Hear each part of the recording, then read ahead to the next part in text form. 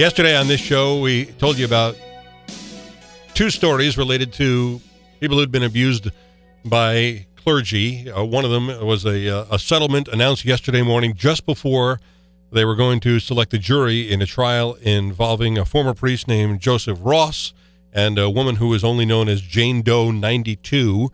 The Archdiocese of St. Louis announced a settlement in that case. We don't know the details of that settlement because they are being kept private.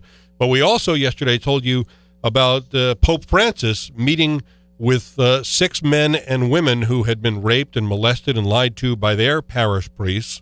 He's not the first pope to do this. Benedict XVI did it. John Paul II did it as well in a crisis within the Catholic Church that has been going on for many, many years, and even more for the people who have been victims of that.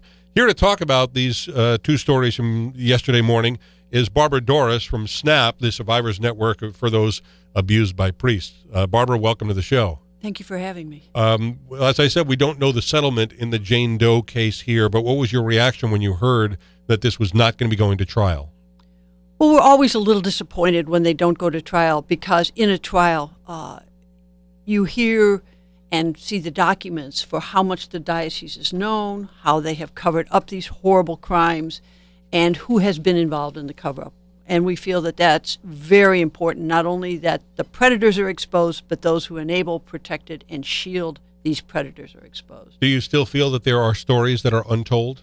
Absolutely. I hear from new victims every day, and since this story broke, we've heard from 2 new victims of priests here in St. Louis. In just the last 24 hours? In just the last 24 hours. People become angry, and they want their stories told. They say, count me into, I'm one of you. And what will happen in those cases that have come to you that are brand new?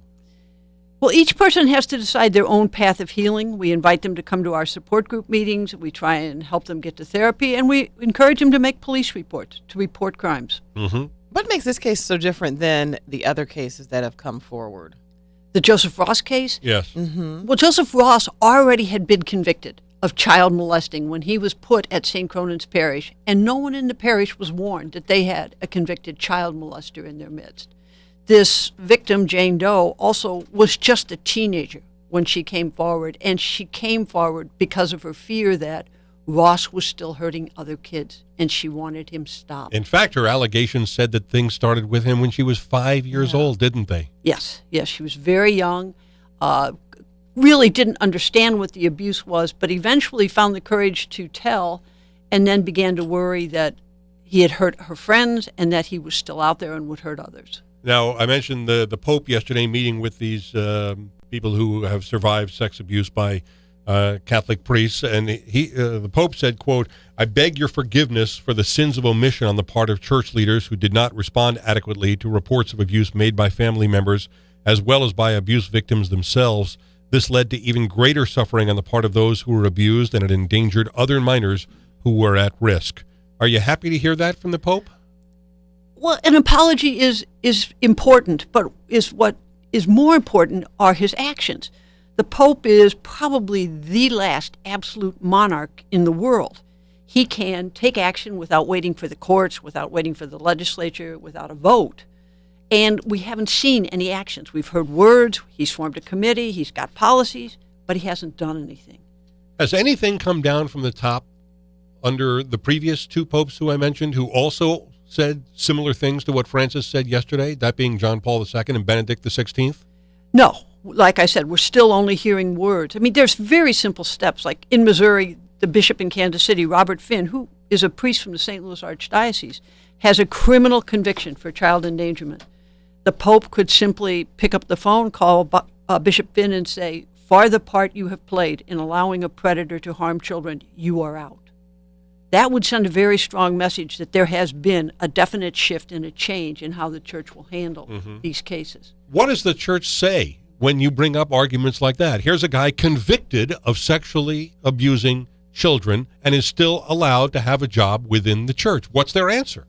That we need to be patient. And I look at people and say, how patient do you want to be if it's your child at risk? Because when you think of it, in any other corporation, anything like this that would happen, the person would be gone. Why is that still allowed in a church setting, in a Catholic church? It doesn't make any sense to me. It makes no sense to any of us. This is a man that could make changes. This is a man that could protect children. And what we feel is children are no safer within the church today than they were 20 years ago. And that is wrong. There was a quote yesterday from Barbara Blaine, who you probably know. She's the outreach director of SNAP. And she said that the church needs to, quote, stop talking about the crisis as though it's past tense and stop delaying while your abuse panels discuss details. Is that the problem? They're still saying we need to study this, and they're acting like it's not going on anymore? Two things. Yes, they're acting like they don't understand the crisis. They don't understand it's wrong. Archbishop Carlson, in a deposition, said that he wasn't aware when he became aware that sexually abusing a child was a crime. And, we want to say everybody knows it's wrong to sexually abuse a child. You don't need a law. You don't need, someone to tell you. That should be a part of your basic morality. Absolutely. And has there been any other fallout from his statement? It's been a few weeks now. Again, when statements like that are made, we usually hear from other victims. And in St. Louis, there is this case that involved a kid. There are 2 more cases against Father Jang, who is a close personal friend of Archbishop Carlson. And then there's another case against Father Kuchar. Now, these are all kids we're talking about. So to say it's a problem of the past, and in a small diocese like St. Louis, you have 4 kids coming forward. It's frightening how big is the ongoing problem. Would it help if the church set up a whistleblower fund?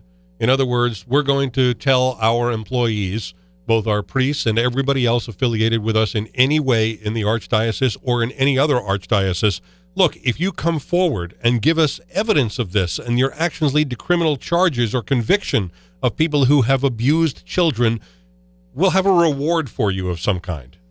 Absolutely. We always say Archbishop Carlson should be, first of all, going to St. Cronan's and explaining to them exactly how a convicted predator ended up there. And it's not too late to deal with Father Ross. He should be begging, and again, maybe a fund would be good, witnesses, whistleblowers, and other victims to come forward, because we fear there are other victims of Joseph Ross still out there. And for those victims and others who still have not been able to come forward because of whatever personal demons they have been fighting for all these years, if they want help, how do they reach SNAP? You can reach SNAP at 314-503-0003 or through our network, or our website, snapnetwork.org.